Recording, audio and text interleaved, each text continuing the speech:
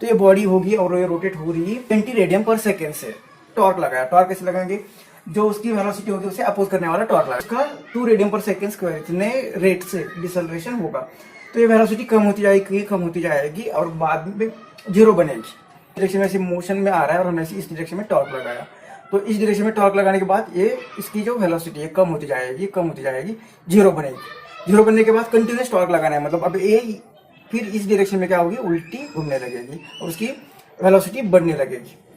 मतलब इनिशियली जो वेलोसिटी से मूव हो रही थी उसकी वेलोसिटी कम होगी पहले 20 रेडियन टू वो जीरो बनेगी, और अपोजिट डायरेक्शन में फिर अब वो बढ़ने लगेगी और फिर 20 रिवॉल्व, फिर उसकी वेलोसिटी बढ़ने लगेगी।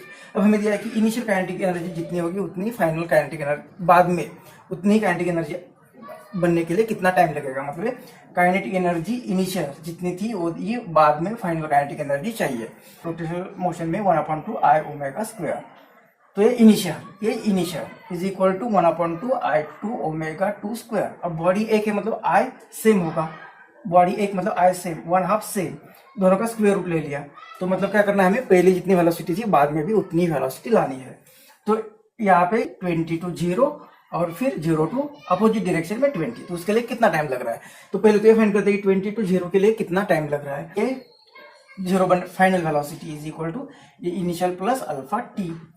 तो फाइनल यहाँ पे सपोज ये पार्ट ले लेते हैं, तो फाइनल 0 बन जाएगी, इनिशियल 20 और एक्सेलरेशन दिया है यहाँ पे 2 प्लस 2 और टाइम वो तो फाइंड करना है। तो ये इधर गया 20 और ये 2 डिवाइड होगा तो इतना टी लग रहा है। एक्सेलरेशन है तो ये माइनस, तो ये माइनस, तो टाइम लग रहा है 10 सेकेंड।